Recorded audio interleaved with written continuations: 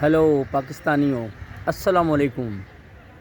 آئیے میں انبیاء کرام کی حیات طیبہ سے آپ کو دو مثالیں پیش کرتا ہوں۔ حضرت یوسف علیہ السلام کی حیات طیبہ سے ہمیں یہ مثال ملتی ہے کہ جب آپ کے دربار میں آپ کے بھائی حاضر ہوئے تو آپ نے انہیں معاف کر دیا اور کہا جاؤ، آج تم سے کوئی پوچھ گچھ نہیں، تم پر کوئی ملامت نہیں۔ اپنے تمام بھائیوں کو معاف کر دیا۔ وہ بھائی جنہوں نے یوسف علیہ السلام کو کنویں میں دھکا دے دیا تھا، اور بظاہر تو یوسف علیہ السلام جو ہے وہ نہیں رہے سب کے سامنے۔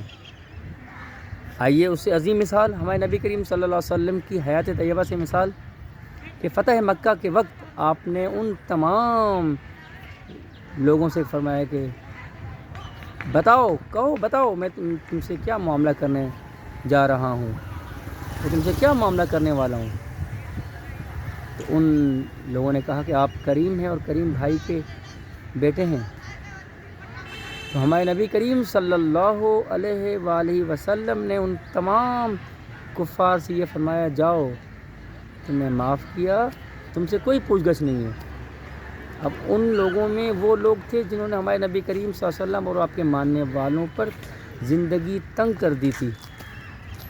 تو یہ درس ملتا ہے ہمارے پاکستان کے اداروں کو، یہ درس ملتا ہے حکومت کو، یہ درس ملتا ہے سیاستدانوں کو، اور یہ درس ملتا ہے عوام کو بھی، سیاسی پارٹیوں کو بھی، سیاسی لیڈران کو بھی، کہ وہ اپنی انا کو ایک طرف رکھ کر حضور نبی اکرم صلی اللہ علیہ وسلم کے حیات طیبہ کے اس میسیج پر، اس عمل پر عمل کریں کہ معاف کر دینا بہتر ہے، اور معاف کر دینے سے ہی پھر اصلاح کا عمل جاری ہوتا ہے، کامیابی کے راستے کھلتے ہیں، فلاح کے راستے کھلتے ہیں۔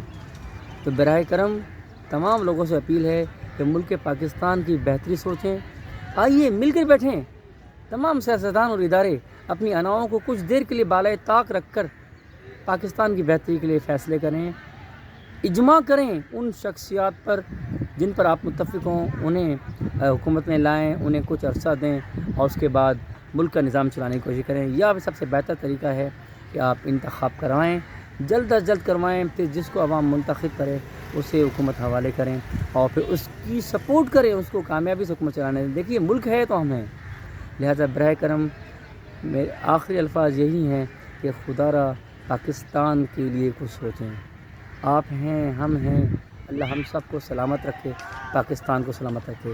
پاکستان زندہ باد، پاک آرمی زندہ باد، پاکستان کے عوام زندہ باد۔ بہت بہت شکریہ۔